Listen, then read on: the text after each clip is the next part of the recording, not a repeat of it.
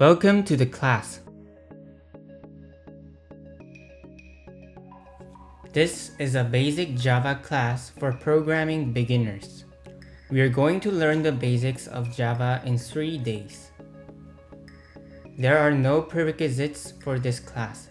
All you need is a computer. I recommend you to learn quickly but practice slowly, so this class will end up in 3 videos. I recommend to learn quickly at the first time, but the requisite for this is to review as soon as you can. This was the best way to learn something in my case. This is a class for beginners, so there will be less example but less stress also. But be sure to finish this class as fast as you can.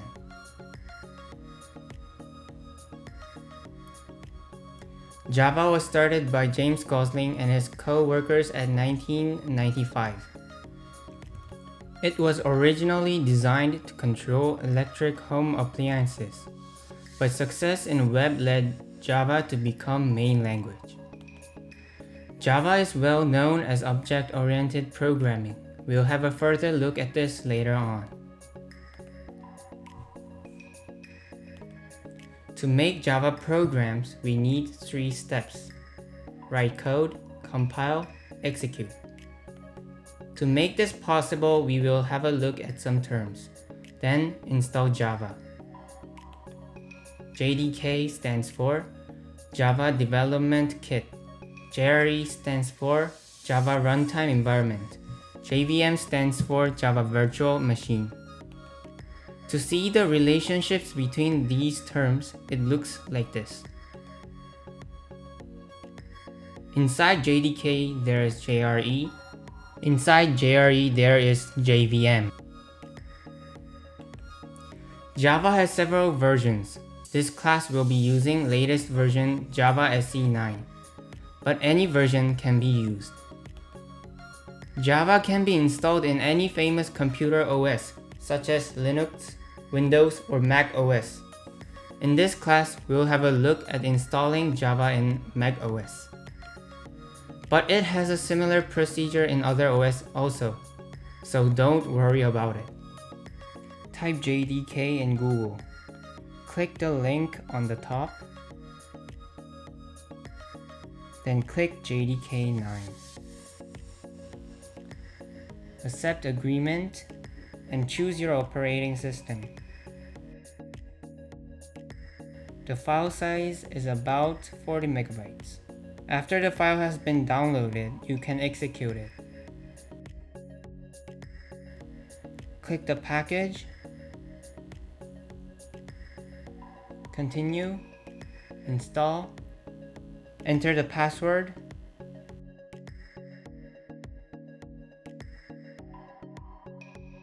After the installation, it will show the message. Then you can trash and eject the files.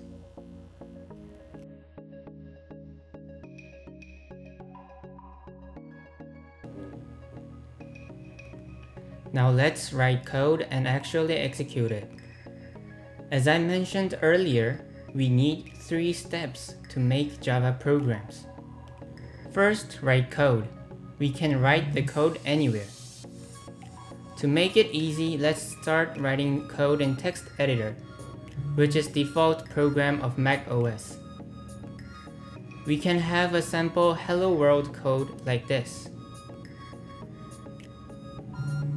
Open text editor in Mac. Write down the code. Class hello world. Public static void main string, and then tab system.out.println print line hello world.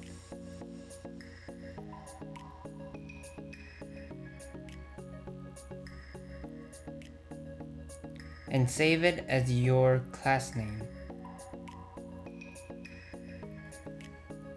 Then it will appear in the desktop. Then change the extension to Java.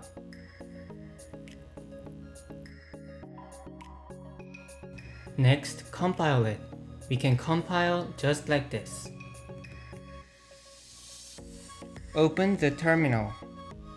Then type cd, which stands for change directory, and type the directory for the hello world file. Then enter javac hello world.java.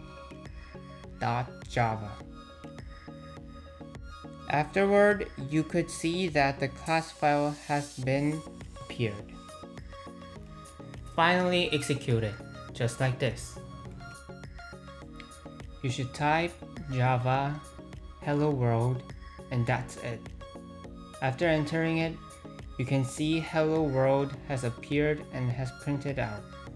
We could organize the procedure like this: editor, source code, compiler, bytecode, JVM, and finally the result. In this class, we are going to use Sublime Text. This is one of the most popular code editor in Mac. But there are tons of other editors for Java. You can use anything you want. Now, we are finally ready to learn fundamentals of Java. For programming beginners, numbers and characters may be the most familiar data type. Numbers are just numbers. You can use it by typing in numbers. Here are a few print line methods.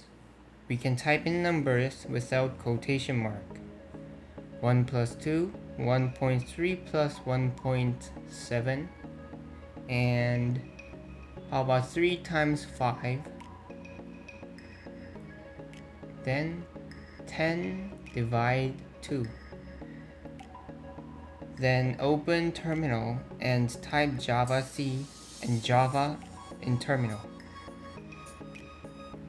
Hello world.java and then java hello world. It shows the result: 3, 3.0, 15, and 5. It just calculated as we know. In Java, character and string is separated. We should use small quotation for string and use big quotation for character.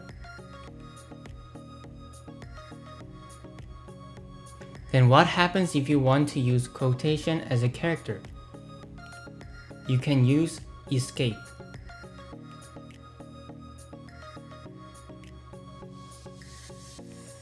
This code would show the result like this: Maker said, big quotation, hi, big quotation.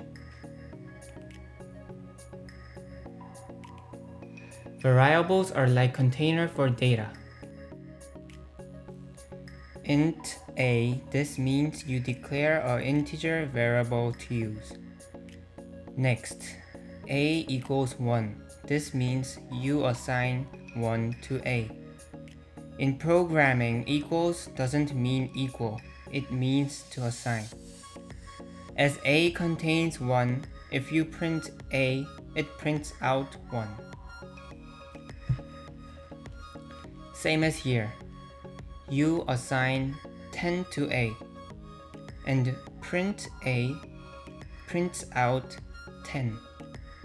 Variables data can be changed as this example. The next example I'm going to show you is a real number variable. We can declare real number variables with keyword double. Also, we can assign the real number right away while declaring it like this. And as we print this, it shows the real number just like this. The next example I'm going to show you is character variable. Similar to integer and double, we can declare it with the keyword string and assign it with quotation mark. By printing it out, we could see the characters just like this: hello. But why do we use variables? It just makes us confusing. Variables increase code recyclability. Let me show you an example. There are two same codes, one without variable and one with variable. If you want to edit number 100 to 200, what should you do with the both code? For the one without variable, you should edit each single of them. But for the one with variable, you can only edit a equals 100 to a equals 200. Comments is used to deactivate the code. Computer doesn't interpret the comment. You can use comments like this. For single line comment, you can use double slash. And for the multi-line comment, you can use slash and a star and star slash, just like this. And semicolon is used to tell the computer that the statement is finished. In Java, when you don't use semicolon at the end of the statement, error occurs. I gave an example of integer and double variables before, but in fact, there are a few more data types we can use. For integer, there are 4 kinds of data types: byte, short, int, long. Each has a memory size like this. For a real number, there are 2 kinds of data types: float and double. For character, there are 1 kind of data types: char.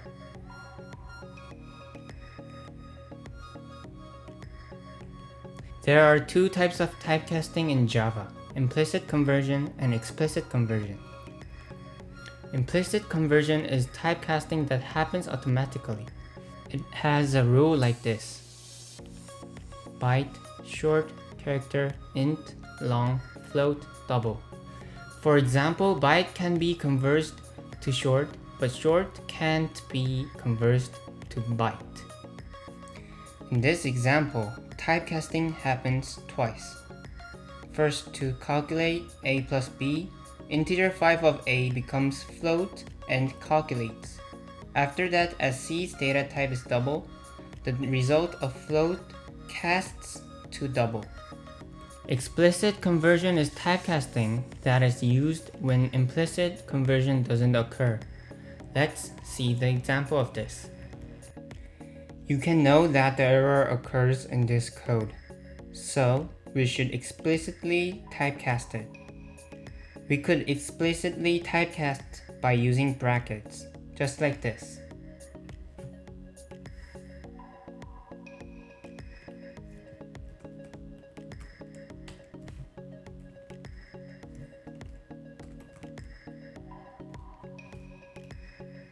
This will prevent the error. So we can use explicit conversion like this: bracket data type, bracket data value. Operator is a symbol to do specific operations. There are a few kinds of operators. Arithmetic operator is an operator for calculation. The shape of the operator may be little different from math, but it does the same thing. There are plus, minus, multiply, divide, remain. Next is unary operator. Unary operator is an operator that performs on one term: positive, negative, increment, decrement. For the rest of the operators, we'll have a look later in specific examples. But we should at least know that there is a priority in operators.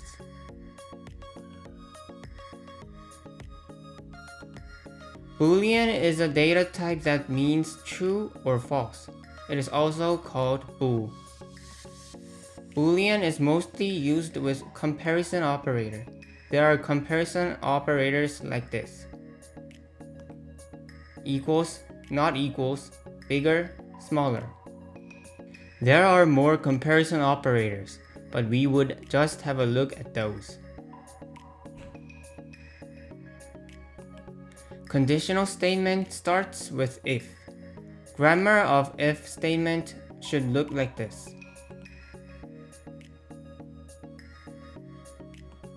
Conditional statement can be more complicated by using else. It should look like this.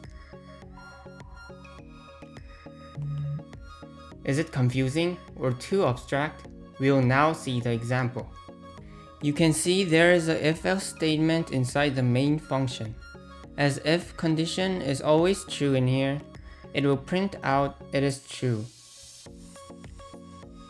But when we change the if condition to false, it will always become false and print out it is false. If condition can be used with comparison operator, which we talked about few minutes ago. As you can see, as a is equal to 1, it executes the if statement and prints out it is true. But as we change the operator to not equal to, the result may be false and print out it is false. There are a few types of loop. While or for is the most representative one. While statement looks like this. For statement looks like this. Let's now see the example of while and for. There are some examples of while loop and for loop. For the first while loop, as the condition is always true and never changes, the program can't get out of the loop. Therefore, it doesn't end and keep prints out never ends.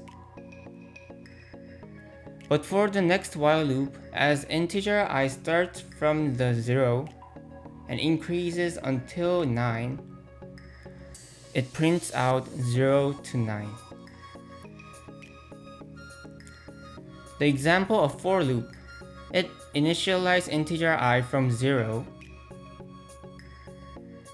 and gives an end condition of I is smaller than 10. And I keeps increasing one by one as the loop goes. So it prints out 0 to 9. We've covered up very basic parts of Java today. In the next class, which will be the Saturday class, we'll start to have a look at object-oriented programming in Java and more. Hope this tutorial helped you learn Java, and if you want more videos like this video and subscribe for more.